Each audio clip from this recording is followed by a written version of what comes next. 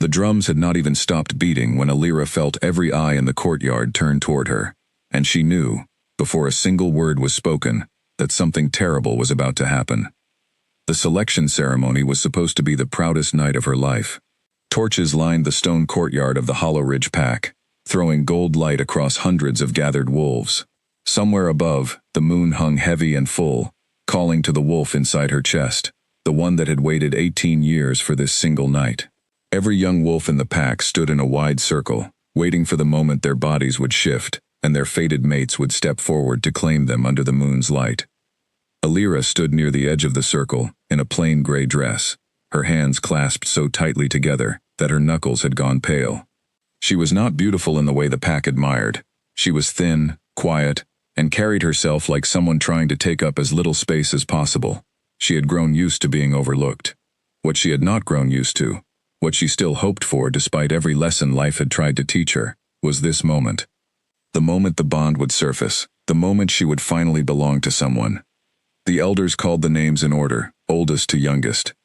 One by one, young wolves shifted, their eyes locking onto the person the moon had chosen for them. Cheers rose. Families embraced. The scent of celebration, wine and roasted meat and warm bread, drifted across the courtyard. Then Elder Garrick called her name. Elira Voss. She stepped forward on legs that did not feel entirely her own. The crowd's chatter softened into a low hum of curiosity. Everyone knew who she was, the quiet girl who worked in the healing house, the girl whose parents had died when she was young, the girl no one expected much from. The pull came instantly, a warm thread tugging behind her ribs, pulling her gaze across the circle toward a tall young man, with broad shoulders and a confident, easy smile. Damon Ashcroft, the pack's finest young warrior, admired by everyone, feared by no one, loved by many. Alira's breath caught. Of all the wolves in Hollow Ridge, the moon had chosen him for her. For one heartbeat, joy flooded through her so completely that tears blurred her vision. Then Damon laughed. It was not a nervous laugh, not the laugh of someone startled by surprise. It was loud, sharp, and cruel, the kind of laugh meant to be heard by everyone in the courtyard. He threw his head back and laughed as though someone had told the funniest joke of his life, and slowly, painfully, Alira understood that the joke was her. Her? Damon said, wiping at his eyes as though he could not believe it. The moon actually chose her for me? Whispers spread through the crowd like fire through dry grass. Alira felt her face burn. She wanted to disappear, to sink into the stones beneath her feet, and never resurface. Damon, Elder Garrick said carefully, the bond has chosen. You know what this means. I know what it's supposed to mean, Damon said, still grinning, playing to the crowd now, feeding off their attention the way he always did. He turned in a slow circle, addressing everyone. But come on, look at her. No offense, Alira, truly, but you can't expect me to accept this. A few people laughed. Not everyone, but enough. Enough that the sound of it seemed to fill the entire courtyard, pressing down on Alira's chest until she could barely breathe. The bond isn't something to joke about, someone murmured, but the voice was quiet, easily lost beneath Damon's booming confidence. I didn't train for 6 years. I didn't become the best fighter this pack has seen in a generation, just to be handed to someone nobody will ever want, Damon continued, his voice rising with performance. Let's be honest. No one will ever select her. Not me. Not anyone. Look at her. She has nothing to offer. The words landed like a blow. Alira felt her knees weaken, but she forced herself to stay standing, refusing to give him the satisfaction of watching her collapse. Around her, pack members shifted uncomfortably. A few looked away, embarrassed on her behalf. Most simply watched, the way people watch a spectacle, curious to see how far it would go. That's enough, Elder Wynn said sharply, stepping forward with more authority than Garrick had managed. Damon, the moon bond is sacred. You do not get to reject it because it wounds your pride. Then I reject it anyway, Damon said, and something in his tone had gone cold now, cruelty replacing the earlier performance. I refuse the bond, publicly, right here. Let it be known that I, Damon Ashcroft, choose my own mate, not whatever the moon decides to hand me. A hush fell over the courtyard. Rejecting a mate bond publicly was rare, and always painful, but it was within a wolf's right. Elira felt the thread behind her ribs, the one that had flared to life only moments before, tear apart. It did not simply fade. It ripped, a wound blooming somewhere she could not touch, could not heal, could not even properly explain to anyone who had never felt it. She pressed a hand to her chest and did not cry. She had promised herself long ago that she would never cry in front of people who wanted to see her break. Someone should tell her to go home, Damon said, turning to his friends now, already dismissing her from his thoughts. Honestly, this is embarrassing for both of us. For you, maybe, a low voice said. The voice was not loud, but it silenced the courtyard more completely than any shout could have. Every head turned toward the archway at the edge of the grounds, where 3 unfamiliar wolves stood in dark traveling cloaks, having clearly witnessed everything. Elira did not recognize the 2 who flanked the sides, a woman with sharp eyes and a broad-shouldered man with a scar along his jaw, but the one who had spoken, the one who stepped forward now with unhurried, deliberate steps, she recognized instantly, though she had never met him in person. Everyone in the Northern Territories knew that face. Everyone knew that name. Cade Ashwood, the alpha of the Blackthorn Pack, the Lycan lord whose reputation traveled faster than his footsteps, whose name was spoken in half-fearful whispers even by wolves who had never crossed his territory. He was known as the wolf who had ended the border conflicts in a single season, who had faced down 3 rival alphas at once and walked away in full command, who ruled a pack so disciplined and so feared that no enemy had dared test its borders in nearly a decade. He was tall, taller than Damon, with dark hair and eyes the color of storm clouds before rain. He did not carry himself the way Damon did, with loud confidence meant to fill a room. Cade's presence filled the courtyard simply by existing within it, a quiet, absolute certainty that made even the boldest wolves lower their eyes. He was not supposed to be here. Hollow Ridge was not Blackthorn territory, and there had been no announcement of a visit. Elder Garrick's face went pale. Alpha Ashwood, Garrick said, bowing quickly, awkwardly. We were not informed of your arrival. If we had known, we would have. I was passing through on other matters, Cade said, his gaze not on Garrick at all. His gaze had not moved from Elira since he stepped into the courtyard.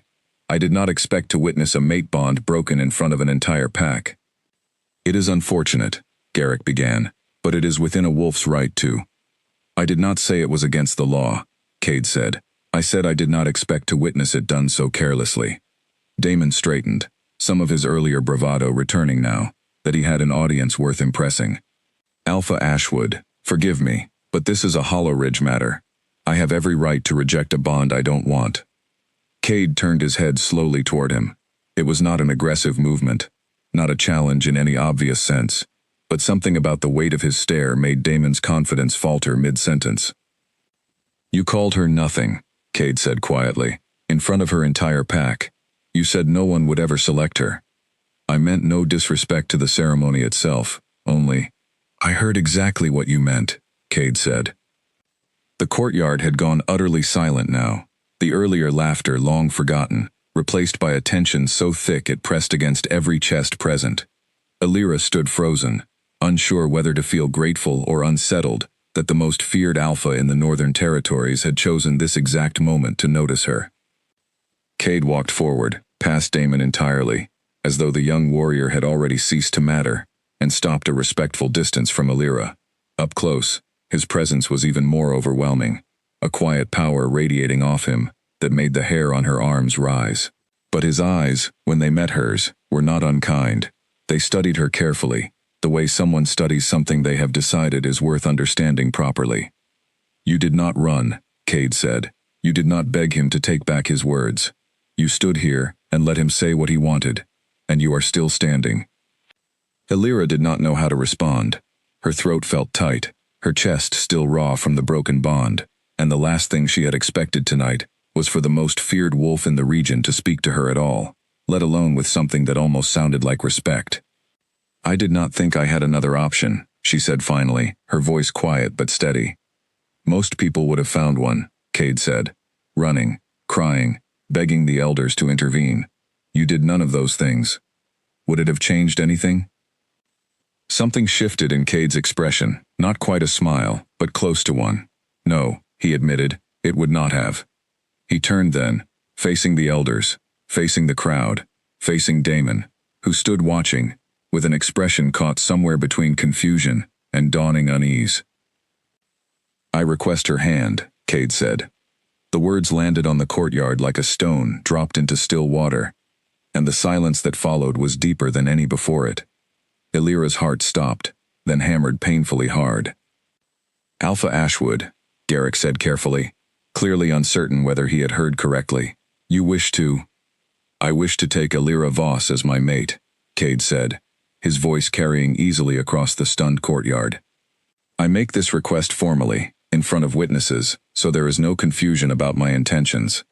Damon let out a startled, disbelieving laugh, though it held none of the confidence from before. "You can't be serious. You don't even know her." "I know enough," Cade said, without looking at him.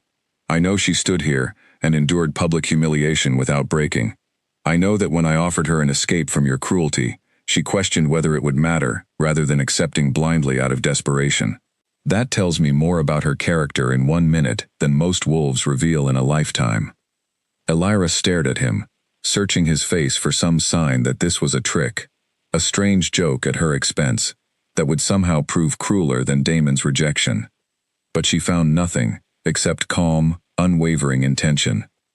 "Why," she managed to ask, her voice barely above a whisper, "would you want someone no one else wants?" Cade's gaze did not waver. "Because I have spent enough of my life around wolves who mistake loud confidence for strength. I am not interested in someone easily impressed by titles or reputation. I am interested in someone who remains steady when everything around her falls apart. That is rare. That is valuable. And apparently, this pack does not recognize it." A murmur rippled through the crowd, no longer mocking now, but uncertain, almost awed. Elira felt the weight of every stare shift, no longer looking at her with pity or amusement, but with something closer to confusion, as though they were seeing her for the first time, and could not decide what to make of it. "This is absurd," Damon said, though his voice had lost its earlier certainty.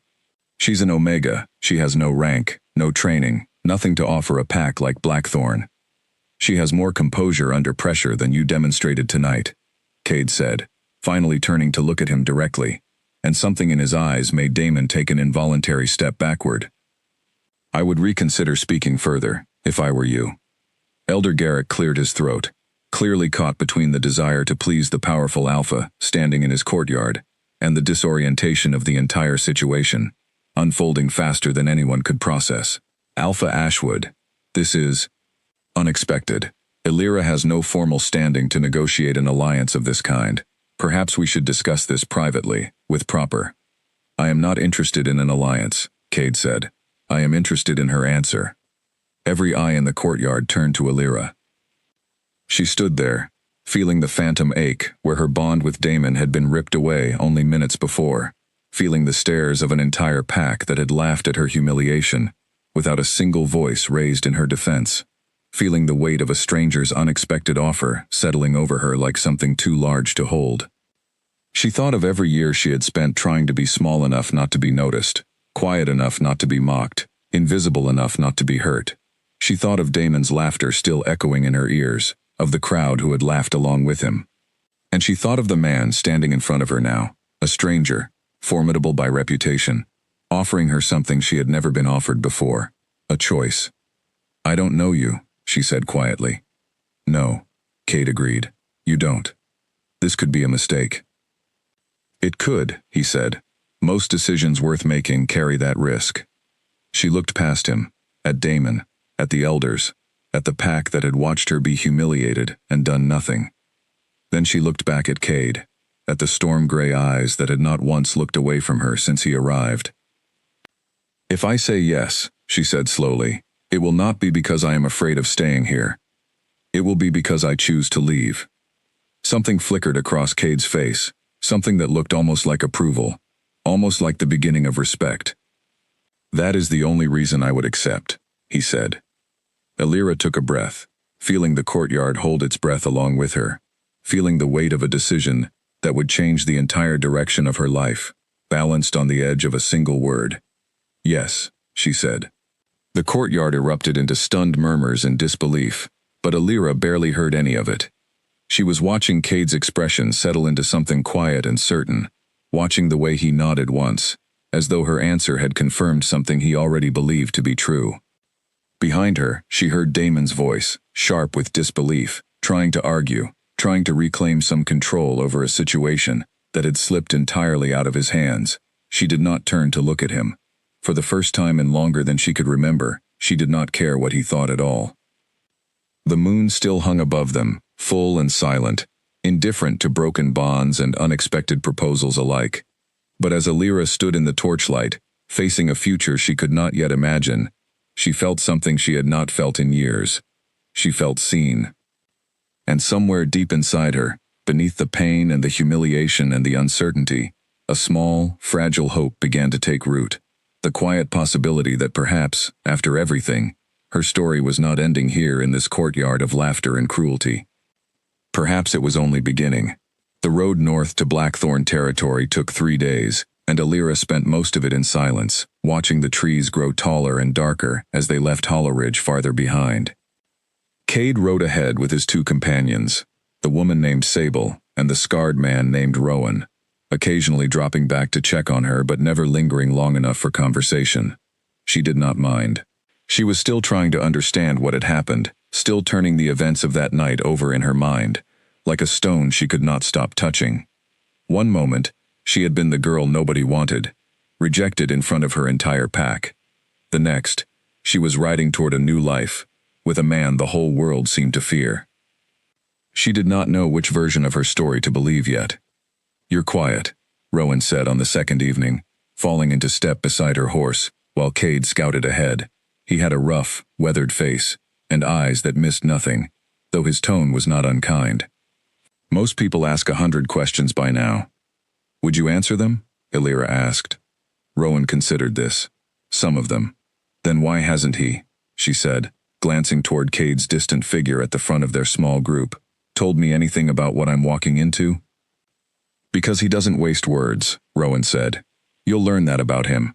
He says what needs saying, and nothing more. It isn't coldness. It's how he survived becoming alpha at 19, when half his own pack didn't think he'd live to see 20. Alira looked at him with new interest. "What happened?" "That's his story to tell, not mine," Rowan said, though something in his expression suggested it was not a simple one. "I'll tell you this much. Everyone in Blackthorn respects him. Not everyone likes him.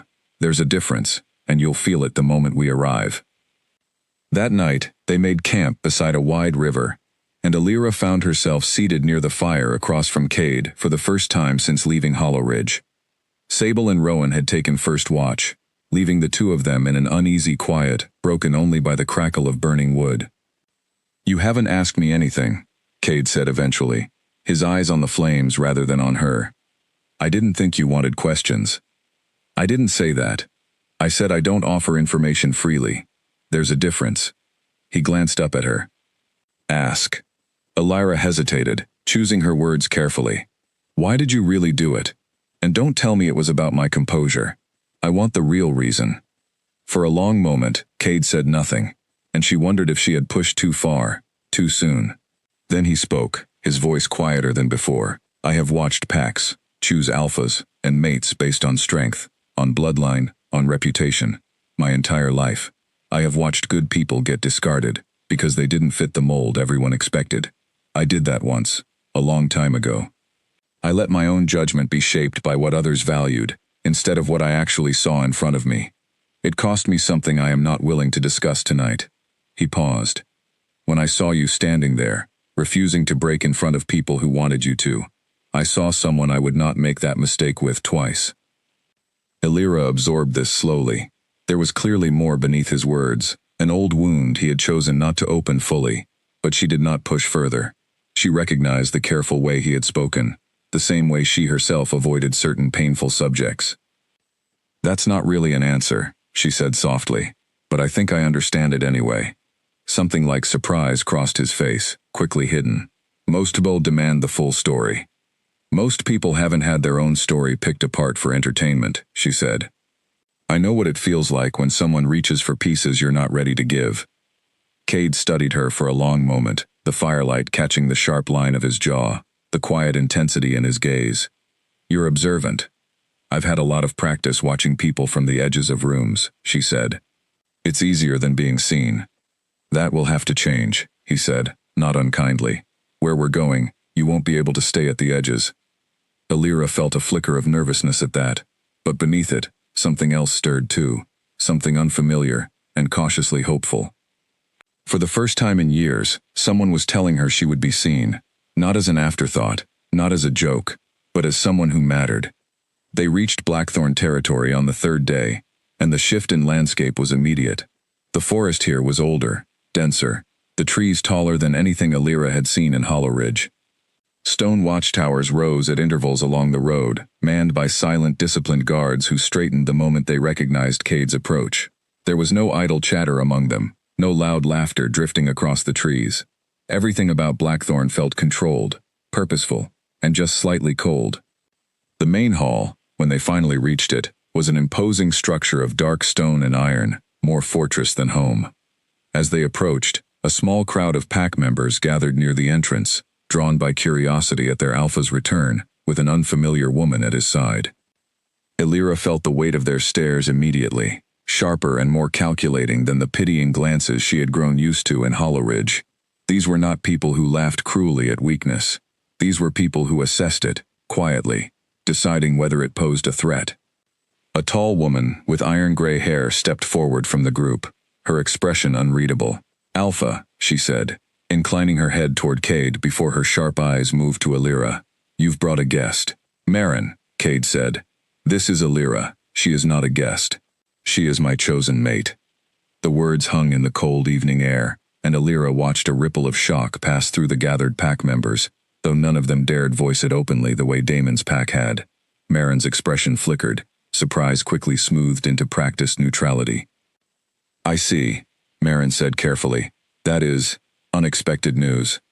"I imagine it is," Cade said, unbothered. "She will require quarters near mine, and I expect her to be treated with the respect owed to her position, starting immediately." "Of course, Alpha." Marin's gaze returned to Alira, studying her, with an intensity that made her want to shrink back, though she forced herself to stand straight instead. "Welcome to Blackthorn." The words were polite, but Alira did not miss the calculation behind them, the silent question in Marin's eyes. "What do you have that made him choose you?" It was a question, Alira realized as she followed Cade into the great stone hall, that she would need to answer for a great many people in the days ahead. Not with words, perhaps, but with something harder to fake. She would need to answer it by proving, through her own actions, that she was not the nothing Damon had called her. As she stepped through the heavy doors into the dim, torch-lit interior of her new home, Alira felt the last threads of her old life fall away behind her. Ahead lay uncertainty, suspicion, and a man whose reputation she still barely understood. But behind her lay only humiliation and rejection, and for the first time in longer than she could remember, she found she was not afraid to leave that behind entirely. Whatever waited for her in Blackthorn, she intended to meet it standing, exactly as she had stood in that courtyard 3 nights before, refusing to be the girl no one selected. She would become someone this pack could not ignore. The room they gave her was larger than anything Alira had ever slept in, with a stone fireplace, heavy woven blankets, and a window that looked out over the dark forest stretching toward the mountains beyond. She stood in the doorway for a long moment, after the servant who had shown her there departed, simply staring at the space, trying to convince herself it was real. 3 days ago, she had been sleeping in a narrow cot in the healing house, grateful for whatever small kindness the world offered her. Now she stood in a room fit for someone important, in a pack led by a man the entire Northern Territories feared, wondering if she had any right to be here at all. Sleep did not come easily that first night. She lay awake listening to unfamiliar sounds, the distant howl of patrol wolves, the creak of old stones settling, the wind moving through trees far taller than any in Hollow Ridge. When she finally drifted off, her dreams were filled with Damon's laughter, with the courtyard full of mocking faces, and she woke before dawn, with her heart pounding, and her sheets damp with sweat. She did not go back to sleep. Instead, she dressed and made her way outside, drawn by the pale gray light beginning to touch the horizon, needing air, needing space to think. The training grounds behind the main hall were already occupied when she arrived. A dozen warriors moved through combat drills in the half-light, their movements precise and disciplined, nothing like the rowdy sparring matches she remembered from Hollow Ridge. At the center of them stood Cade, shirtless despite the cold morning air, moving through the drills alongside his warriors rather than simply overseeing them. Alira stopped at the edge of the grounds, uncertain whether she should be watching at all, but unable to look away. There was something mesmerizing about the controlled power in his movements, the same quiet intensity she had noticed in the courtyard now channeled into something almost like art. He noticed her before she could retreat. Breaking away from the drill, he crossed the grounds toward her, a light sheen of sweat catching the early light. "You're awake early," he said. "I couldn't sleep," she admitted. Then, unwilling to elaborate further on the reason, added quickly, "Do you train every morning?" "Every morning I'm here," he said. "A pack is only as strong as its weakest habits. I don't ask my warriors to hold a standard I'm unwilling to hold myself." Alira glanced past him at the training warriors, several of whom had slowed their movements to watch the exchange with poorly concealed curiosity. "They're wondering about me." "They are," Cade said, following her gaze without concern. "They'll wonder for a while yet. It isn't unkindness, it's caution. This pack has survived by being careful about who it trusts." "And you think they'll eventually trust me?" "I think," he said, "that trust is earned through action, not granted through explanation. If you want their respect, you won't find it by staying in your room waiting for it to arrive." Something in his tone, direct without being unkind, steadied her more than sympathy would have. She had grown so used to gentle pity that this blunt honesty felt almost like relief. "Then teach me," she said, surprising herself with the words, even as she spoke them. Cade raised an eyebrow. "Teach you what, exactly?" "To fight. To defend myself. I don't want to stand at the edge of every room for the rest of my life, watching people decide whether I belong. I want to prove I do." For a moment, he studied her the way he had that first night in the courtyard, as though reassessing something and finding it more interesting than expected. "Most people in your position would ask for comfort, reassurance. You're asking for work." "Comfort doesn't change anything," Alira said. "Work might." Cade's mouth curved.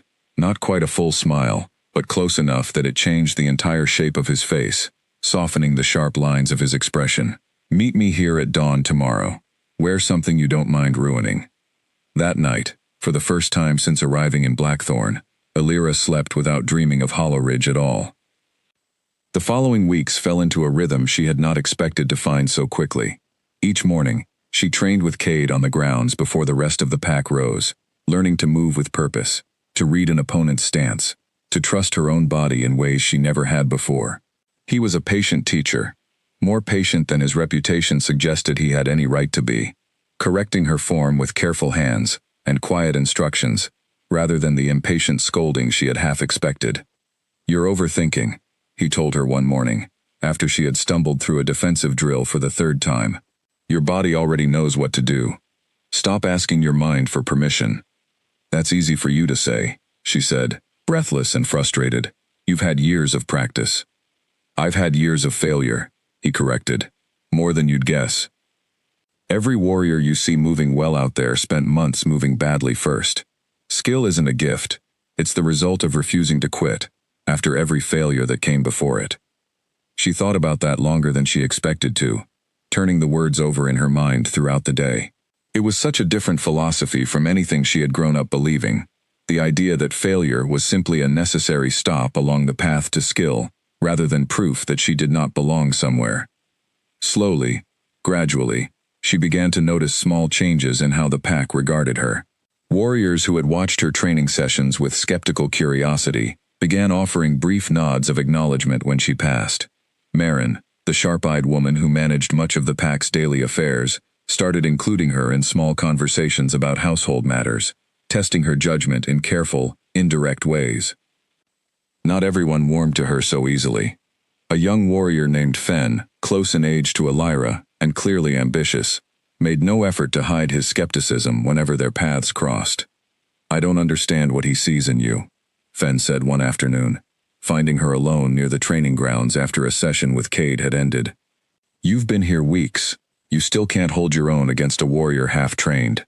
I've been training weeks, Alira said evenly, refusing to let his words unsettle her, the way similar comments once might have. You've been training years. That's not weakness. That's simply where I am. The alpha of Blackthorn shouldn't have to lower himself to teach a beginner, Fen pressed. There are wolves in this pack who've earned his attention through actual accomplishment. You earned it by standing in a courtyard and getting rejected. The words stung, sharper than she wanted to admit, but Alira held his gaze steadily. I earned it, she said, by not breaking when someone like you would have expected me to. If that bothers you, perhaps you should ask yourself why. Fen's jaw tightened, clearly unprepared for her to push back rather than retreat, but before he could respond, Cade's voice cut through the tension from somewhere behind them. Fen. The young warrior straightened immediately, some of his earlier confidence draining away. Alpha. You have drills to complete, Cade said, his tone even but carrying an unmistakable edge. I trust you'll find your way there without further delay.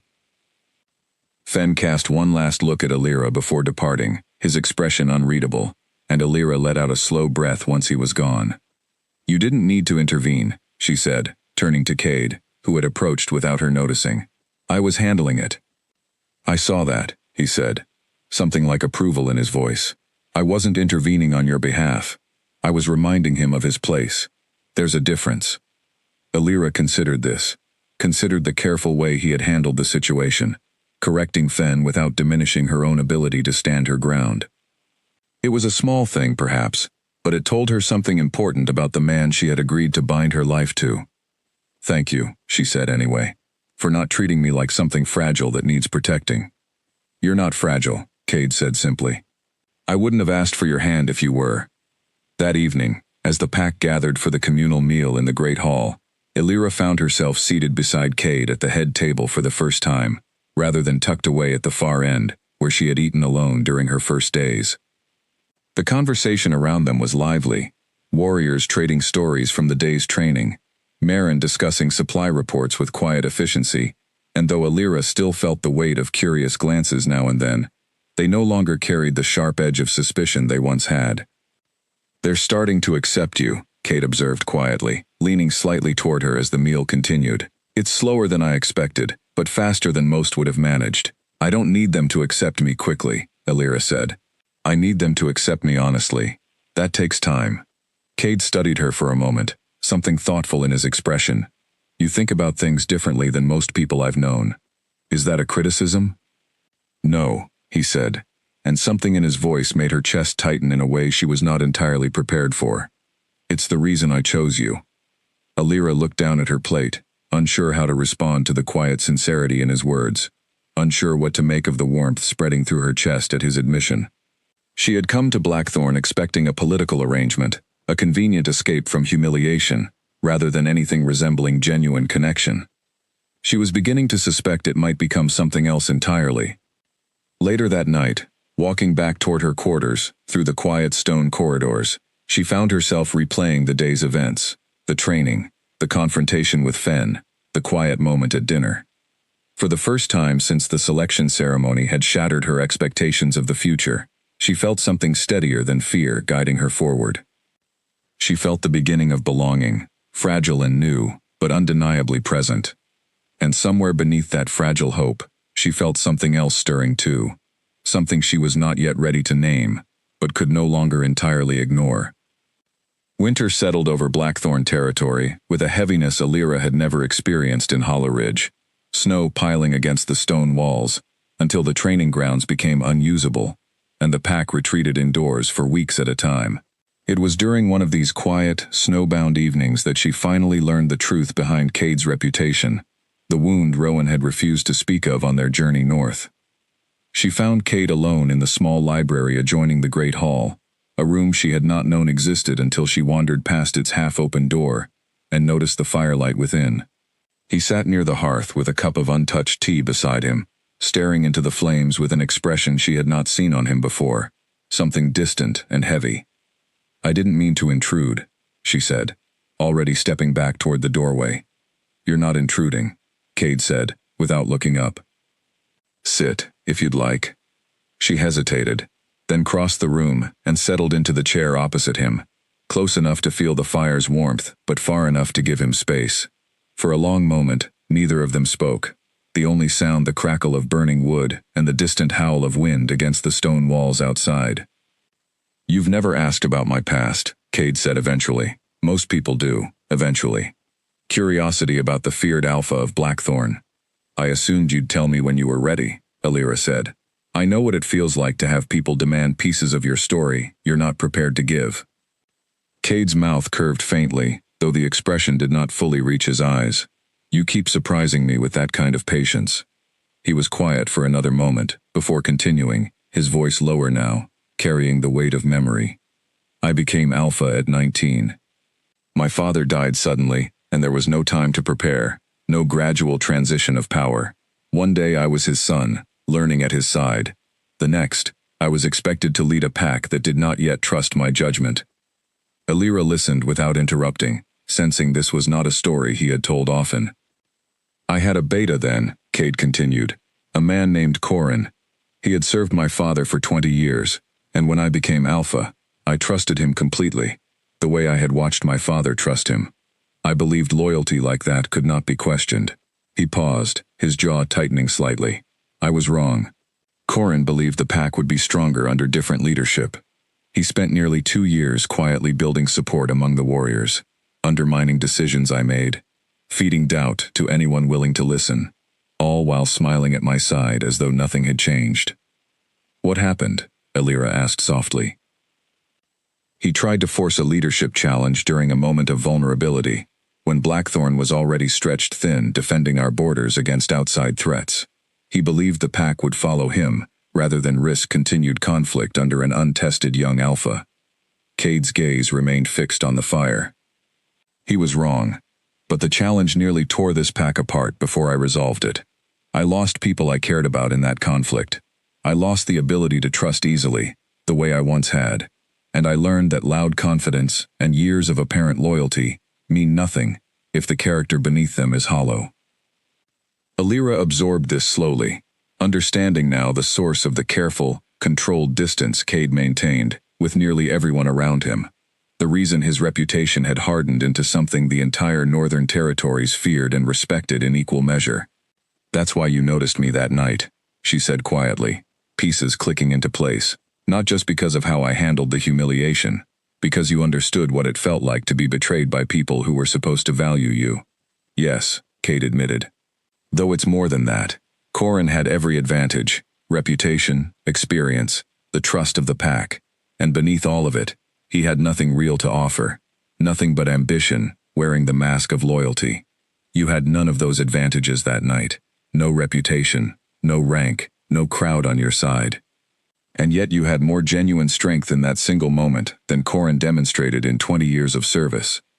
Alira felt something warm settle in her chest at his words, a quiet validation she had not realized she still craved after years of being overlooked. "I'm sorry," she said, "for what he did to you." "It was a long time ago," Cade said, though the tightness in his shoulders suggested the wound had not fully healed, even now. "I've built this pack into something stronger since then, disciplined, careful about who it trusts. Some would call it cold, I call it necessary." "I don't think it's cold," Alira said. "I think it's the same thing I've been doing for years, just on a larger scale, building walls carefully enough that the people who hurt you before can never do it again." Cade looked at her then, really looked at her, something shifting behind his storm-gray eyes. "You understand that better than anyone I've known." "I've had practice," she said, echoing words he had once used to describe his own hard-won skill. A small, genuine smile broke across his face then, the first she had seen fully formed since arriving in Blackthorn, and something in her chest fluttered at the sight of it, warm and unfamiliar, and entirely welcome. "There's something else," Cade said after a moment, his tone shifting slightly, growing more careful. "Something I should have told you before now." Alira felt a flicker of unease at his hesitation. "What is it?" "Corin was not simply defeated and exiled," Cade said slowly. "He fled north, beyond our borders, and joined what remained of a rival pack called Ironclaw. Their alpha, Draven, has spent years rebuilding his forces, And Corin's knowledge of Blackthorn's defenses, our weaknesses, our patterns, makes him valuable to them. We've had no direct conflict in years, but scouts have reported increased activity along the northern border in recent months. You think they're preparing for something, Illyra said. I think, Cade said carefully, that a pack does not quietly rebuild its strength for a decade without eventually testing it against something. I had hoped it would not be Blackthorn, but I would rather you understand this risk now than be caught unprepared by it later. Illyra felt the warmth of the evening cool slightly at this new information, but she found, to her own surprise, that fear was not her primary reaction. Instead, she felt something steadier, a quiet resolve settling into place alongside it. Then I suppose, she said, I'll need to train harder. Cade studied her for a long moment, something like admiration flickering across his expression. Most people, hearing that kind of news, would ask to be sent somewhere safer. I've spent my whole life being sent somewhere safer, somewhere smaller, somewhere out of the way, Illyra said. I'm not interested in that anymore. If there's a threat coming, I'd rather stand and face it than hide from it. The fire crackled between them, and outside, the wind continued its steady howl against the ancient stone walls. But inside the small library, something had shifted, a deeper understanding settling between two people who had both learned, in different ways, that survival sometimes required becoming harder than the world wanted them to be. Thank you, Cade said quietly, for not looking at me differently, now that you know. Why would I? Illyra asked, genuinely puzzled. Because most people, learning that their alpha carries an old wound like this, begin treating him as though he's fragile, or worse, as though the wound defines him entirely. You're not defined by what Corin did to you, Illyra said firmly. You're defined by what you built afterward, despite it. That's not something to pity. That's something to respect. Cade did not respond immediately, but the look he gave her carried more warmth than words could have offered, and as the evening wore on, neither of them moved to end the quiet conversation, both content, for the first time in a long while, to simply exist in each other's company, without the weight of expectation or performance. Outside, the snow continued to fall, blanketing Blackthorn territory in silence, but within the walls of the great stone hall, something new and fragile continued to grow between two people who had both been shaped by betrayal, and who were slowly, carefully, learning to trust again. Spring arrived slowly in Blackthorn, the snow retreating in patches across the training grounds, and with it came news that made Illyra's stomach tighten the moment she heard it. A delegation from Hollow Ridge, Marin announced during the morning gathering, her tone carefully neutral as she watched Illyra's reaction. They've requested an audience with the Alpha. Elder Garrick himself is leading the group. Illyra felt the old, familiar tightness return to her chest, the phantom memory of that courtyard, of Damon's laughter, of the crowd who had watched her humiliation without protest. She had not thought about Hollow Ridge in weeks, had allowed herself to believe, perhaps foolishly, that her old life had been left behind entirely. Do you know why they're coming? She asked, keeping her voice steady despite the unease building beneath it. Trade negotiations, officially, Marin said. Hollow Ridge has struggled through a difficult winter. They're hoping to establish stronger ties with Blackthorn, given your new position here. Given your new position. The words carried an unspoken truth Illyra understood immediately. Hollow Ridge had not come out of genuine goodwill or reconciliation. They had come because the girl they discarded now stood beside the most powerful alpha in the Northern Territories, and suddenly, uncomfortably, that mattered to them. Cade found her later that morning in the small garden behind the main hall, where she had retreated to gather her thoughts among the first stubborn shoots of spring growth pushing through the thawing earth. You've heard, he said, settling beside her without needing to ask permission. I've heard, she confirmed. I assume you already know how I feel about it. I have a guess, Cade said. I want to hear it from you regardless. Illyra considered her words carefully before speaking. I don't want to hide from them. I spent too many years hiding, making myself smaller so I wouldn't have to face difficult things. But I also don't know if I'm ready to stand in a room with the people who laughed while I was humiliated. You don't have to be ready, Cade said. You simply have to decide whether facing them serves you, or whether it serves them. Those are different things, and only one of them matters to me. She turned to look at him, considering the question seriously. What do you mean?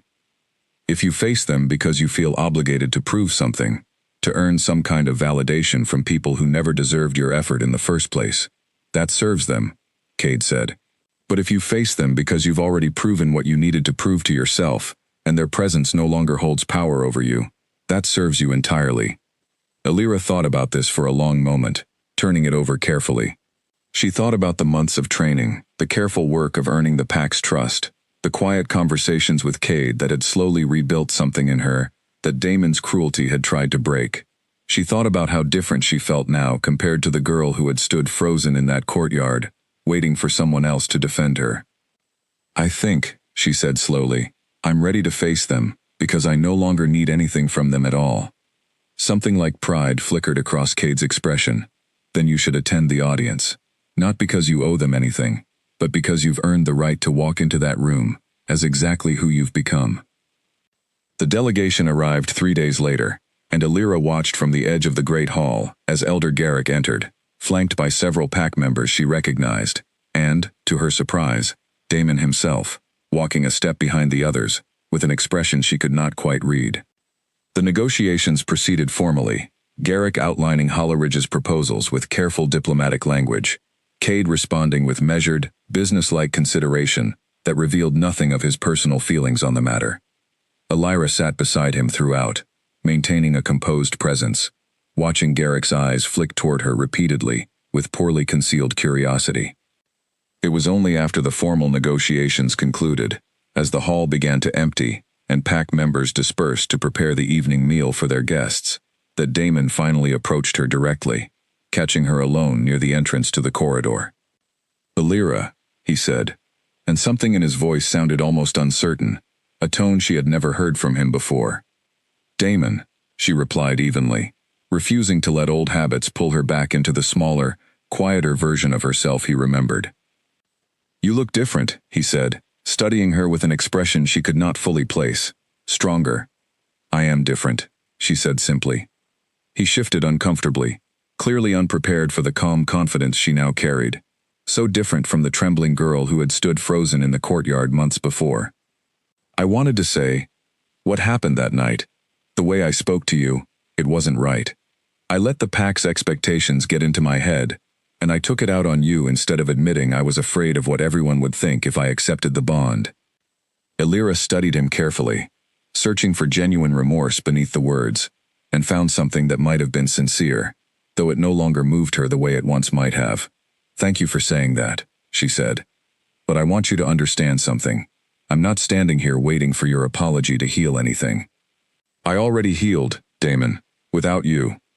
Something flickered across his face, disappointment perhaps, or the uncomfortable realization that whatever power he once held over her had entirely dissolved. I suppose that's fair, he said quietly. It is, Alira agreed. I don't hold hatred for you anymore. But I also don't need your validation, your apology, or your approval. I found something better than what you offered that night, and I built it without your help. He seems to care for you, Damon said, glancing toward where Cade stood across the hall, deep in conversation with Garrick. Genuinely, I mean. Not just as some political arrangement. He does, Alira said, and she felt no need to elaborate further. No need to prove anything to the man who had once called her nothing in front of an entire pack. Damon nodded slowly, something like quiet acceptance settling over his expression. I'm glad then, truly. You deserve that. I know I do, Alira said, and for the first time since the words had left her mouth in that courtyard months before, she felt no bitterness in the memory of Damon's cruelty at all. It had simply become part of her story, the painful beginning that had led her here, to a place she never could have imagined for herself. Later that evening, as the delegation prepared for their departure the following morning, Cade found her again in the quiet garden, the same place they had spoken days before. I saw you speaking with him, Cade said, settling beside her, without judgment in his tone. He apologized, Alira said. I think he meant it. Did it matter? Alira considered the question carefully before answering. No, she said finally, and the honesty of the answer surprised even her. It didn't change anything. I already knew my own worth before he said a single word. His apology was for him, not for me. Cade nodded slowly, something like quiet satisfaction in his expression. That's the difference between someone who has healed and someone still waiting for permission to heal, he said. You crossed that line without me even noticing exactly when it happened. I think it happened gradually, Alira said, thinking back over the months since her arrival, the training sessions, the quiet conversations, the slow, patient way this feared, misunderstood man had helped her rebuild something Damon's cruelty had tried to destroy. A little more each day, until one morning, I simply realized I didn't need anything from Hollow Ridge anymore. Cade reached over, his hand finding hers in the cool evening air, a small gesture, but one that sent warmth spreading through her chest all the same. I'm glad I was here to see it happen, he said quietly. Alira looked at him, at the storm-gray eyes that had first seen something worthwhile in her, when an entire pack had seen nothing at all, and felt something settle into place inside her chest, steady and certain, in a way she had never expected to feel again. So am I, she said softly, and beneath the darkening sky, surrounded by the quiet strength of a home she had never expected to find, she allowed herself, for the first time, to believe that this new life was not simply an escape from her old one. It was becoming something far greater than that entirely. The weeks following the Hollow Ridge delegation's departure brought a change to Blackthorn that Alira felt before she could fully name it.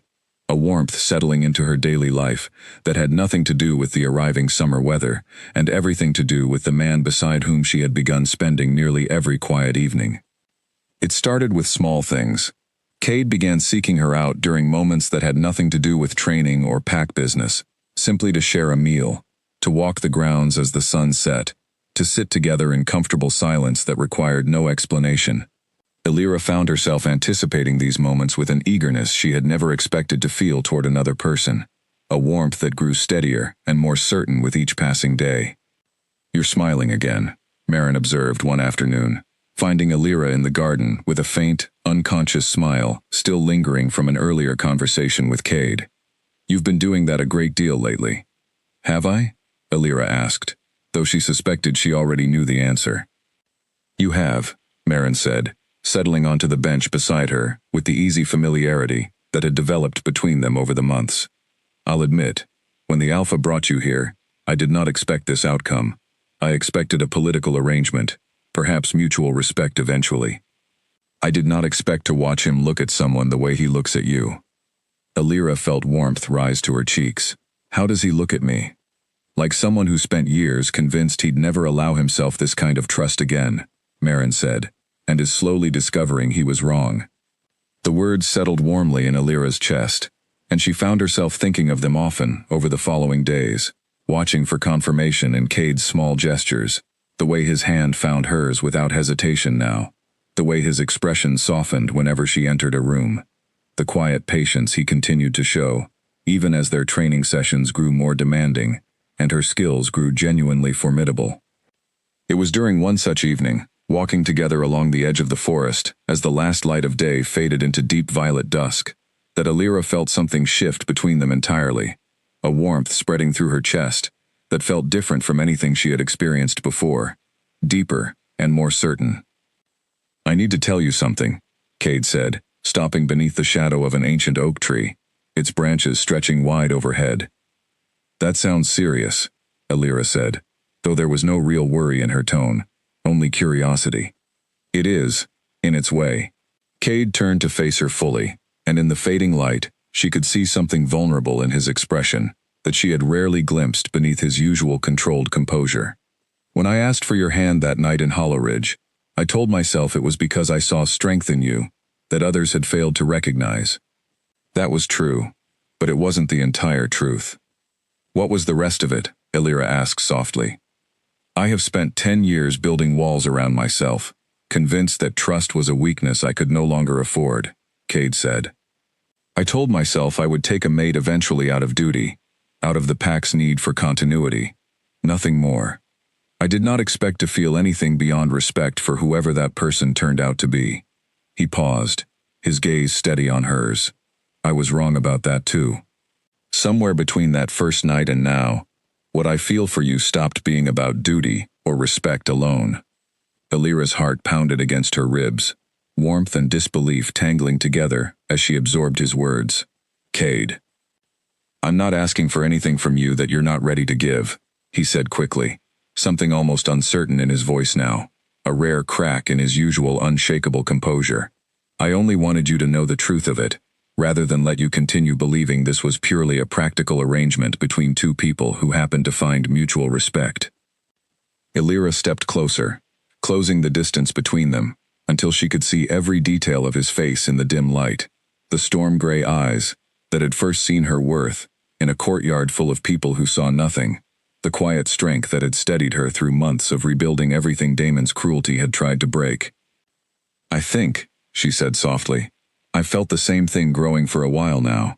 I was simply too afraid to name it, in case naming it made it easier to lose." "You won't lose it," Cade said, his voice low and certain. "Not from me." "I know that now," Illyra said, and found, to her own quiet amazement, that she believed it completely. "I trust you, Cade, not because you're powerful, not because of your reputation, because you've shown me, again and again, in small and steady ways, that you meant every word you said, that night in the courtyard."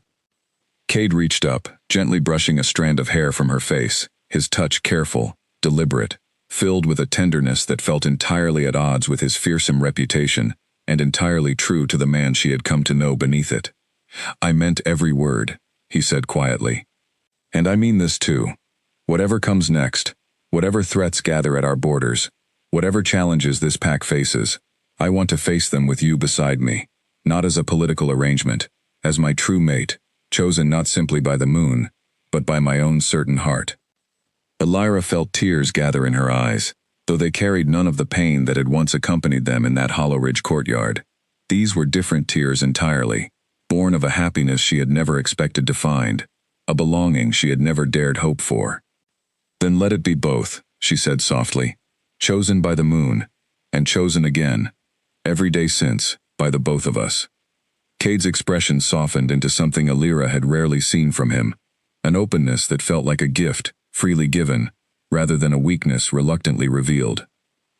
He drew her closer, and beneath the ancient oak tree, with the last light of day fading into the deep blue of a summer evening, Illyra felt the final threads of her old life fall away entirely, replaced by something steady, certain, and entirely her own. The days stood together in comfortable silence for a long while afterward, watching the stars begin to emerge above the tree line, and Illyra found herself thinking, not for the first time, how strange and wonderful it was that the worst night of her life had led her here, to this moment, standing beside a man who saw her not despite her quiet strength, but because of it. "There's something I should mention," Cade said eventually, his tone shifting slightly, a note of caution returning to his voice. "Rowan received word today from our northern scouts. Ironclaw activity along the border has increased significantly over the past week. Draven appears to be mobilizing his warriors in greater numbers than we've seen in years." The warmth of the evening cooled slightly at this news, but Illyra found that her steadiness did not waver. "Then we'll be ready," she said simply. "We will," Cade agreed, his voice carrying quiet confidence despite the gravity of the news. Together. As they made their way back toward the great stone hall beneath the darkening sky, Illyra felt no fear at the prospect of the danger gathering beyond their borders. She had already survived humiliation, rejection, and the painful unraveling of everything she had once believed her life would become. Whatever Ironclaw intended to bring against Blackthorn, she would face it standing beside the man who had shown her, more than anyone else ever had, exactly what her own strength was capable of becoming. The council chamber was tense the following morning. Every senior warrior and advisor gathered around the long stone table as Rowan laid out the scouting reports in careful detail. "Ironclaw has moved nearly 200 warriors to the border encampments along the Thornfield Ridge," Rowan said, pointing to a rough map spread across the table's surface. "That's triple what they've maintained in the past 3 years. This isn't routine border patrol. They're preparing for something larger." "Any indication of timing?" Cade asked, his expression carefully controlled despite the gravity of the news. "Our scouts believe they're waiting on something," Sable said, the sharp-eyed woman who had accompanied Cade to Hollow Ridge months before. "Possibly reinforcements from allied packs further north, possibly simply the right conditions. But the buildup suggests they don't intend to wait much longer." Elira sat near the end of the table, listening carefully, absorbing every detail with the same focus she had once reserved for memorizing herbal remedies in the Hollow Ridge Healing House. She was no longer the girl who stood quietly at the edges of important conversations, and though several of the senior warriors still occasionally glanced her way with lingering uncertainty about her presence in these discussions, no one questioned her right to be there anymore. "What about Corin?" she asked, the question drawing several surprised glances around the table. "Rowan mentioned he joined Ironclaw years ago. Has he been seen among their forces?" "He has," Rowan confirmed, something grim settling into his expression. "Our scouts have spotted him personally overseeing training drills near the border. He knows this pack's tactics intimately. Every defensive strategy, every weakness we've addressed since he left, he'll anticipate them all." Cade's jaw tightened at the mention of his former beta's name, but his voice remained steady when he spoke. "Then we adapt our strategies beyond what he would expect." Corin knew Blackthorn as it existed a decade ago. This pack has changed considerably since then, in ways he has not witnessed firsthand. The council continued for another hour, strategies debated and refined, patrol routes adjusted, defensive preparations discussed in careful, methodical detail. Elira found herself contributing more than she expected, her months of training giving her genuine insight into the pack's defensive capabilities. Her careful, observant nature, noticing potential vulnerabilities others had overlooked. "The eastern approach through the lower valley," she said at one point, studying the map carefully. "It's the route most exposed to a surprise advance, but it's also the route requiring the least preparation to defend properly, given the natural terrain. If Ironclaw is planning to exploit outdated knowledge of our defenses, wouldn't reinforcing an area they'd expect to remain weak actually work in our favor?" Cade studied the map where she pointed, considering the suggestion seriously rather than dismissing it. "She's right," he said, glancing around the table. "Corin will expect certain weaknesses to remain unchanged. If we quietly reinforce those specific points without altering our visible patrol patterns, we create an advantage he won't anticipate." The plan took shape over the following days, Blackthorn's warriors working with quiet, disciplined efficiency to prepare for whatever Ironclaw intended to bring against them. Elira trained harder than ever during this period, pushing herself through drills that left her exhausted but steadily more capable, determined to be an asset rather than a liability when the moment of confrontation finally arrived. "You don't have to fight," Cade told her one evening, finding her practicing defensive maneuvers alone on the training grounds long after the other warriors had retired for the night. "I would understand if you preferred to remain within the protected inner chambers during any conflict." Elira lowered her practice blade, meeting his gaze steadily in the moonlight. "Do you remember what I told you, that first night you offered me your hand? I said I would rather stand and face difficulty than hide from it. That hasn't changed." "I know," Cade said, something like reluctant pride mixing with genuine concern in his expression. "I simply want you to understand the danger clearly before you commit to it." "I understand it," Elira said. "I've understood it since the moment Rowan showed us those scouting reports. I'm not choosing this because I don't grasp the risk. I'm choosing it because running from risk has never actually protected me from anything. It only delayed the moment I had to face it eventually, usually on worse terms than if I'd faced it directly." Cade studied her for a long moment, then nodded slowly, respect clear in his expression, even as concern lingered beneath it. "Then we'll prepare together," he said. "But you stay close to me during any direct conflict, not because I doubt your capability, but because I refuse to lose you to carelessness that either of us could have prevented." "That," Elira said, "I can agree to." The following week passed in careful, tense preparation, the entire pack operating with heightened awareness. Patrol shifts extended, weapons checked and rechecked. The atmosphere throughout Blackthorn charged with the particular quiet intensity that precedes significant danger. Elira found herself growing closer to warriors she had once felt like an outsider among, Fen included, whose earlier skepticism had gradually transformed into genuine respect as he watched her dedication to the pack's preparation. "I owe you an apology," Fen admitted one afternoon, finding her during a brief rest between drills. "I judged you unfairly when you first arrived. I see now that I was wrong." "You don't owe me anything," Elira said.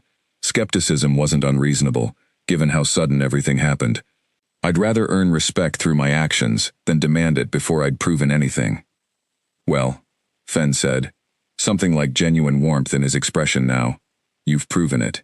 Whatever happens with Ironclaw, I'm glad you're standing with us. It was 3 nights later, during the deepest, darkest hours before dawn, that the alarm horns finally sounded across Blackthorn territory, their harsh, urgent call, cutting through the silence, and jolting the entire pack into immediate, practiced motion. Elira was awake and dressed within moments, years of careful training taking over, as fear threatened to overwhelm her rational thought.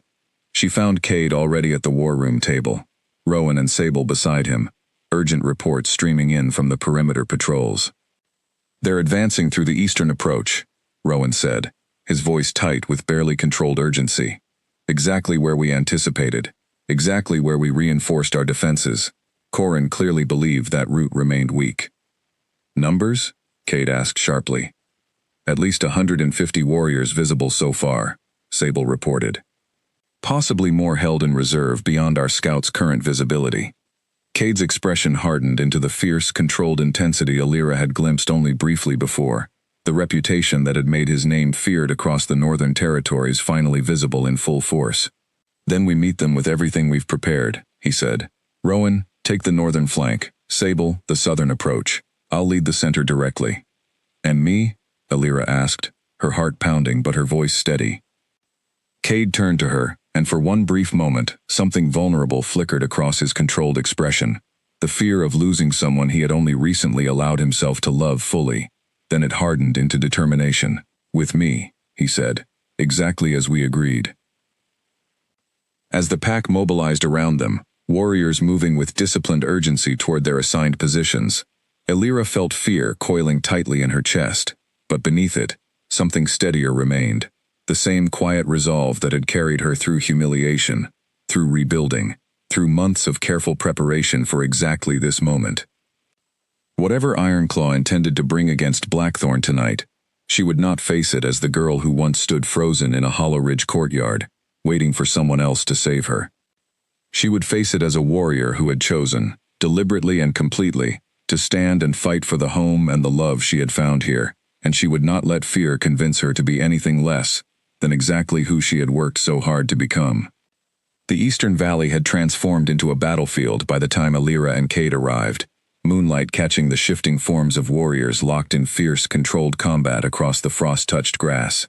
The air was thick with tension, the ground trembling faintly beneath the weight of dozens of powerful bodies moving with lethal precision, and Elira forced herself to focus, to remember every lesson Cade had patiently taught her over the past months, rather than let fear overwhelm her. "Stay close," Cade said, his voice carrying the fierce, commanding tone she recognized from the reports of his reputation, so different from the patient teacher she had come to know in quiet evening conversations. "Trust your training." They moved together into the chaos, Cade's presence alone shifting the momentum of the battle, as Blackthorn warriors rallied at the sight of their alpha entering the fray.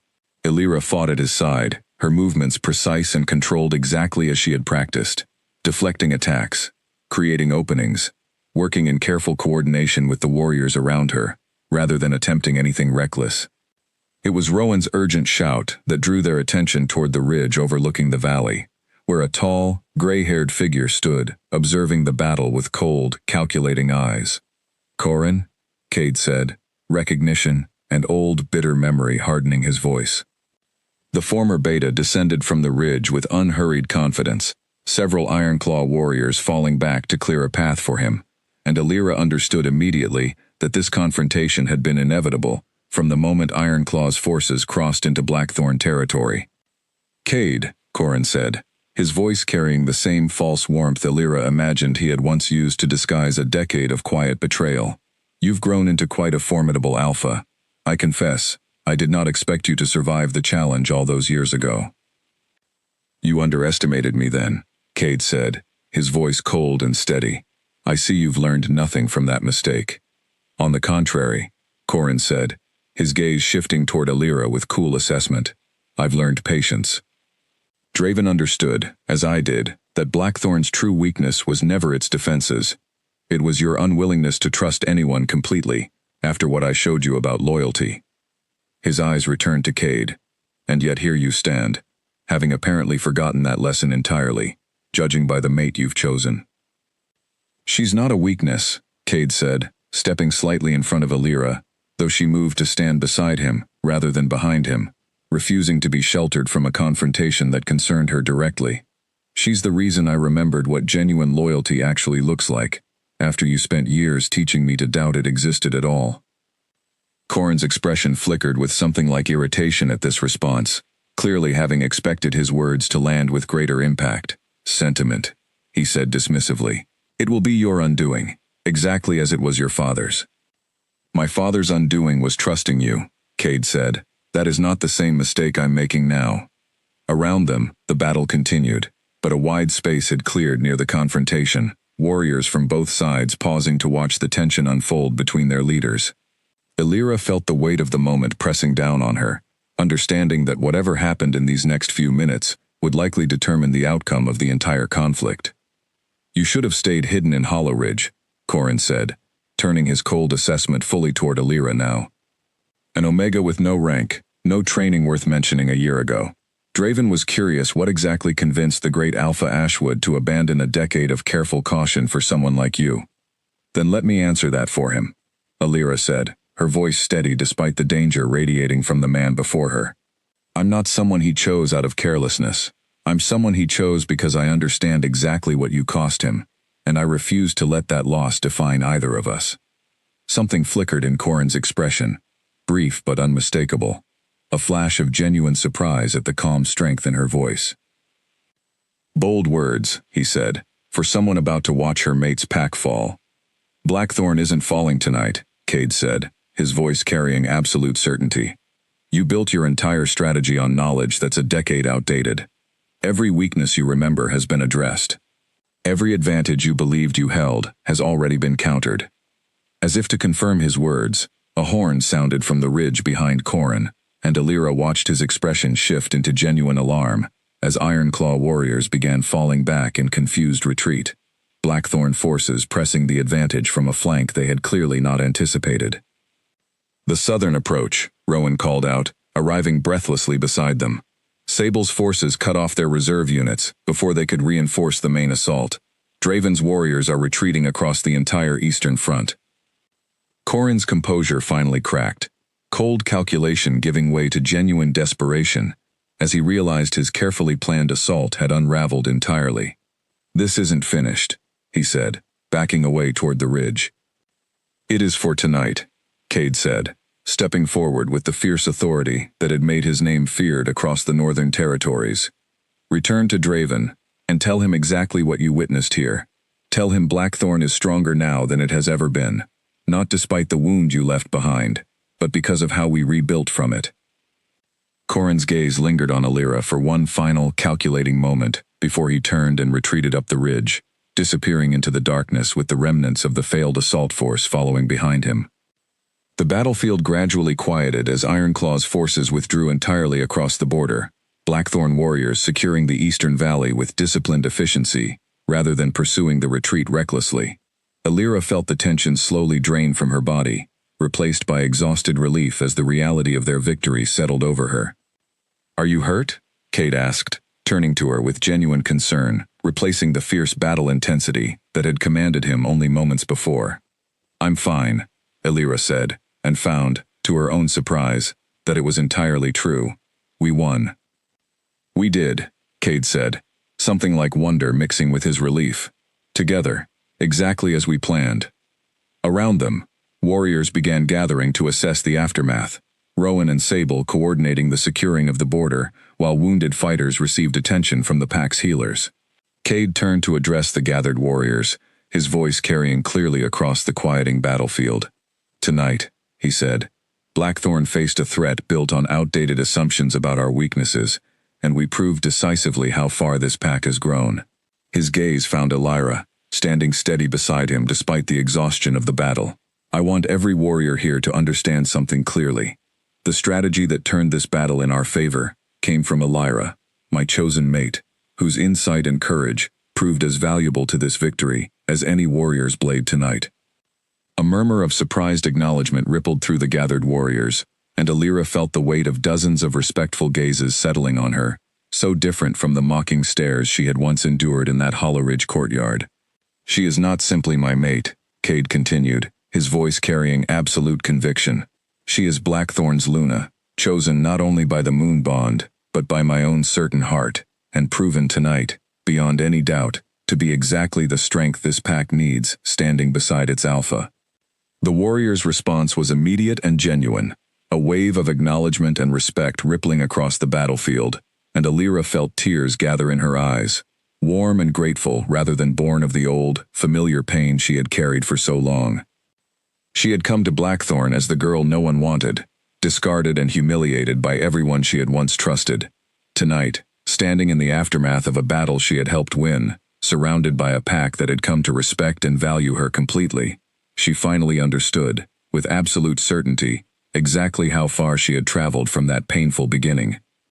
She was no longer waiting to be selected. She had become someone worth choosing, again and again, by an entire pack that finally saw her clearly, for exactly who she truly was.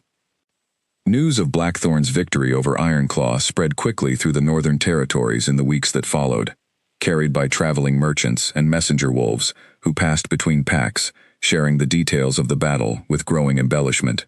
By the time the story reached Hollow Ridge, it had transformed into something almost legendary, the tale of how Alpha Ashwood's chosen mate had devised the very strategy that turned the tide of the entire conflict. Alira learned of this secondhand, through Marin, who received a letter from a contact within Hollow Ridge, detailing the reaction the news had caused among her former pack. "They're saying your name with genuine respect now," Marin told her, settling into the chair across from Alira's desk, in the small study she had claimed as her own within the Great Hall. "Elder Garrick, apparently, has spoken openly about the mistake the pack made in allowing your humiliation to go unchecked." "That's a strange thing to hear," Alira admitted, setting down the pen she had been using to review the pack's spring supply reports, a responsibility Cade had entrusted to her once her capability became undeniable to everyone around them. "I spent so many years wanting exactly that kind of acknowledgement. Now that it's arrived, it doesn't feel the way I imagined it would." "How does it feel?" Marin asked, genuine curiosity in her tone. Alira considered the question carefully. "Distant," she said finally. "Like hearing about something that happened to someone else, a long time ago. I think that's because I don't need it anymore. Whatever Hollow Ridge thinks of me now doesn't change who I've become here." Marin smiled, something warm and genuinely proud in her expression. "That," she said, "is the mark of someone who has truly healed." It was 2 weeks later that Hollow Ridge sent formal word requesting Alira's presence at a ceremony, an unusual gesture that Elder Garrick's letter explained carefully. The pack wished to formally acknowledge the injustice done to her during the selection ceremony, and to celebrate her new position as Luna of Blackthorn, with the honor they had failed to offer her the first time. Alira read the letter twice before bringing it to Cade, uncertain how she felt about the invitation. "You don't have to accept," Cade said, reading the letter carefully after she handed it to him. "Nothing obligates you to give them the closure they're seeking." "I know," Alira said, "but I think I want to go. Not for them, for myself. I want to walk into that courtyard one final time, not as the girl who was humiliated there, but as exactly who I've become since. I think I need to see that transformation reflected in that specific place, to know for certain that the old wound has truly closed." Cade studied her for a long moment, respect and understanding clear in his expression. "Then we'll go together," he said, "as we do everything now." They arrived in Hollow Ridge on a warm summer afternoon, the courtyard transformed from Alira's memory of torchlit humiliation into something bright and welcoming, banners hung along the stone walls, pack members gathering with genuine anticipation rather than the cruel curiosity she remembered from the selection ceremony months before. Elder Garrick greeted them formally at the entrance, his demeanor markedly more respectful than she remembered, though a note of genuine humility colored his words as well. "Luna Ashwood," he said, using her new title with careful deliberation. "Thank you for accepting our invitation. What happened in this courtyard was a failure of this pack's leadership, myself included. We should have protected you from that cruelty, rather than allowing it to unfold unchecked." "Thank you for acknowledging that," Alira said, and found the words carried genuine warmth, rather than the bitter satisfaction she might once have expected to feel. "I appreciate the honesty." As they moved into the courtyard proper, Elira noticed Damon standing near the edge of the gathering, his expression carrying none of the arrogant confidence she remembered from that painful night. Beside him stood a young woman Elira did not recognize, her hand resting gently in his, and something in their easy familiarity suggested a genuine connection Damon had never shown toward Elira during their brief, broken bond. "That's Leora," Marin murmured beside her, having accompanied them for the occasion. "His mate, chosen properly during this year's ceremony. I heard she's kind. Very different temperament than Damon showed that night." Elira watched them for a moment, feeling nothing but quiet contentment at the sight, a genuine relief that Damon had found his own path forward, just as she had found hers. The formal ceremony proceeded with careful dignity, Elder Garrick addressing the gathered pack with words that publicly acknowledged the injustice of the selection ceremony months before, honoring Elira's transformation and her role in Blackthorn's recent victory, with genuine respect, rather than the mocking dismissal she had once endured in this same space. When it came time for her to speak, Elira stepped forward, feeling Cade's steady presence beside her, and looked out over the gathered crowd, the same faces that had once laughed at her humiliation, now watching with something closer to admiration.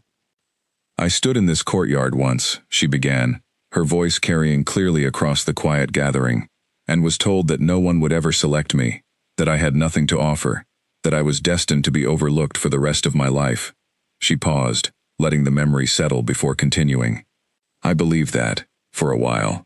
I think many of you believed it too, or at least believed there was nothing worth defending when someone said it aloud." A murmur of uncomfortable acknowledgement moved through the crowd, but Elira continued, her voice steady and clear. "I'm not here today seeking apology, though I appreciate the ones offered. I'm here because I want every young wolf standing in this courtyard, every overlooked Omega who has ever been told they have nothing valuable to offer, to understand something clearly. Rejection does not define your worth. It simply reveals whether the person rejecting you was capable of recognizing that worth at all." She glanced briefly at Cade, warmth filling her chest at the quiet pride in his expression. "I found someone who saw exactly what this pack failed to see, and I built a life I could never have imagined for myself, standing right here, being told I was nothing." The courtyard remained silent for a long moment after she finished speaking, before Elder Garrick began a slow, respectful applause that spread quickly through the gathered crowd, a sound so different from the mocking laughter that had once filled this same space, that Elira felt tears gather in her eyes, warm and healing, rather than born of old pain. As the formal ceremony concluded and the gathering shifted into a more relaxed celebration, Damon approached her one final time, Leora at his side. "Thank you for what you said," he told her quietly. "I think this pack needed to hear it, myself included." "I hope you and Leora find genuine happiness together," Elira said, and meant it completely. "We will," Damon said, glancing warmly toward his mate. "I learned something important from what happened between us, even if I learned it the hard way. I won't make the same mistake twice." As evening settled over Hollow Ridge, and they prepared to begin their journey home, Elira found herself standing once more at the edge of that familiar courtyard, watching the torches being lit for the evening's continued celebration. The same warm light that had once illuminated her deepest humiliation, now witnessing something entirely different. "How do you feel?" Cade asked, his hand finding hers as they stood together in the gathering dusk. "Free," Elira said, and found the word fit perfectly, capturing exactly the weightless feeling that had settled over her since speaking her truth in this space. "I think I needed to come back here, to prove to myself that this place no longer holds any power over who I've become.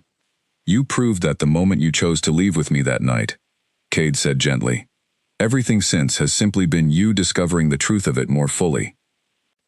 Elira leaned into him, watching the torches flicker against the darkening sky, and felt, for the first time since that painful night months before, that her story had come full circle in exactly the way it needed to. The girl who had been told no one would ever select her had returned to that same courtyard, not seeking validation, but offering truth, and had walked away with nothing left to prove to anyone who had once doubted her. She was Luna of Blackthorn, chosen by the moon, chosen by the man beside her, and most importantly, chosen finally and completely by herself. As they turned to begin their journey home, Elira felt no lingering weight from her past, only quiet gratitude for the painful beginning that had led her, eventually, to exactly where she was always meant to be. Autumn arrived in Blackthorn with golden light spilling through the tall trees surrounding the great stone hall, and the pack gathered in greater numbers than Alira had ever seen, for the occasion that had drawn them together on this particular evening, the formal mating ceremony that would bind her to Cade, not only through the moon's original bond, but through Blackthorn's own ancient traditions, witnessed and celebrated by the entire pack she had come to call home. Alira stood in a small preparation room adjoining the great hall, watching in the mirror as Marin carefully arranged the final details of her ceremonial dress, deep blue fabric that caught the candlelight like captured starlight, embroidered with silver thread in patterns representing the Blackthorn pack's ancient symbols. "You look radiant," Marin said, stepping back to admire her work with genuine warmth, "though I suspect you'd look radiant to him regardless of what you wore tonight." "I hope so," Alira said, though nervousness fluttered in her chest, different from the fear she had once carried, warmer, and filled with anticipation rather than dread. "Nervous?" Marin asked, catching the flicker of emotion in her expression. "A little," Alira admitted. "Not about him. Never about him. I think I'm simply still adjusting to how completely different this feels from where I started." Marin's expression softened with understanding. "It's remarkable, watching the journey you've made. I remember the uncertain young woman who arrived here months ago, unsure whether she belonged among us at all. I don't think that woman would recognize the Luna standing in this mirror tonight." "I'm not sure I recognize her either," Alira said softly, studying her own reflection with quiet wonder. "But I think I'm grateful for who she was, all the same. Without her patience, her willingness to learn, her refusal to give up, even when everything seemed impossible, I wouldn't be standing here now." Rowan appeared in the doorway a few minutes later, his weathered face carrying an unusually gentle expression. "They're ready for you," he said. "The entire pack has gathered. I don't think I've ever seen this hall so full." Alira took a steadying breath, gathering the fabric of her dress carefully as she moved toward the entrance of the great hall, Marin and Rowan falling into step beside her. Through the heavy doors, she could hear the low murmur of the gathered pack, warm and anticipatory, rather than the cold curiosity that had once greeted her arrival months before. As the doors opened and she stepped into the torch-lit hall, Alira felt every eye turned toward her. But unlike that painful night in Hollow Ridge, these gazes carried nothing but genuine warmth and respect. She walked slowly down the center aisle formed by the gathered pack, past Fen, who offered her a respectful nod, past the warriors she had trained alongside for months, past Sable, whose sharp eyes now carried unmistakable approval, until finally she reached the raised platform where Cade waited. He wore formal dark clothing that suited his tall frame perfectly, and the expression on his face as he watched her approach carried none of the controlled distance she remembered from their first meeting in that Hollow Ridge courtyard. Instead, his storm-gray eyes held something open and unguarded, warmth and certainty and quiet joy that took her breath away completely. "You look extraordinary," he said quietly as she reached him, taking her hand with careful reverence. "So do you," she said, and meant it entirely. Elder Wynn, who had traveled from Hollow Ridge specifically for the occasion at Cade's invitation, stepped forward to lead the ceremony, her voice carrying warmly across the silent, attentive hall. "We gather tonight," she began, "to witness the formal binding of Alpha Cade Ashwood and Luna Alira Voss, a bond first marked by the moon's own choosing, and strengthened since, through trust, through trial, and through a love neither expected, but both, have come to treasure completely." The ceremony continued with the traditional exchanges, promises spoken clearly and with genuine conviction, the ancient words of binding, carrying deeper meaning for Alira than she suspected they carried for most couples who spoke them, given everything she had survived to reach this particular moment. "I choose you," Cade said, his voice steady despite the emotion evident in his expression, "not because the moon demanded it, though I am grateful for its wisdom in bringing you to me.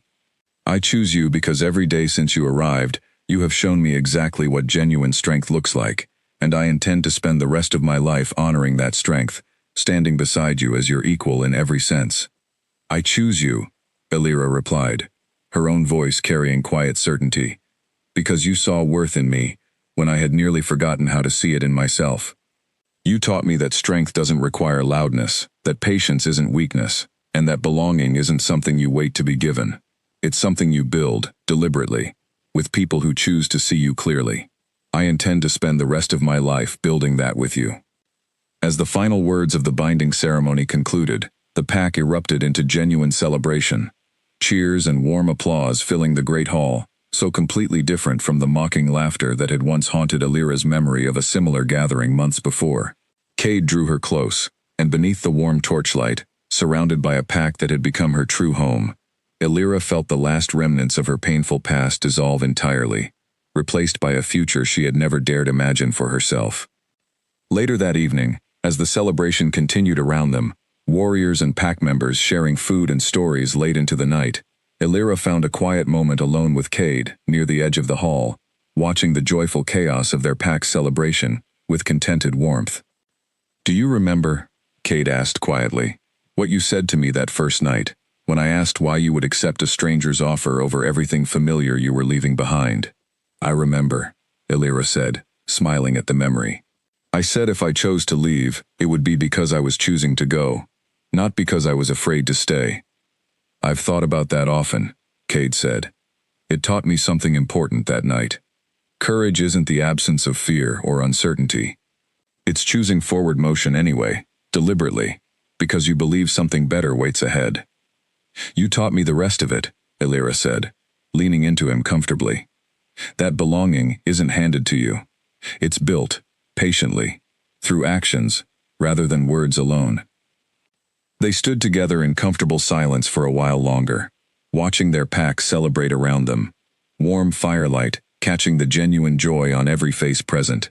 Alira thought of the frightened, humiliated girl who had once stood frozen in a Hollow Ridge courtyard, certain her life had reached its lowest, most painful point. She thought of everything that had unfolded since that painful night, the difficult journey north, the careful work of earning trust, the deepening love that had grown between two people who had both been shaped by betrayal and had chosen, deliberately, to trust again despite that history. She thought of the battle they had faced together, the reckoning with her past that had finally set her free, and the celebration surrounding her now, proof of exactly how far she had traveled from that painful beginning. "No one will ever select you," Damon had once said, certain those words would define the rest of her life. He had been wrong, completely and beautifully wrong, and standing now beside the man who had chosen her, not out of pity or convenience, but through genuine, hard-won love, surrounded by a pack that had welcomed her as their own, Alira understood with complete certainty that her story had never truly been about waiting to be selected at all. It had always been about becoming someone worth choosing, and then choosing, in return, a life worth building. That night, beneath a sky full of stars, and surrounded by the warm light of a home she had built from nothing but quiet determination and unexpected love, Alira finally allowed herself to believe, completely and without reservation, that every painful step of her journey had led her exactly where she was always meant to be. Home. Chosen. Complete.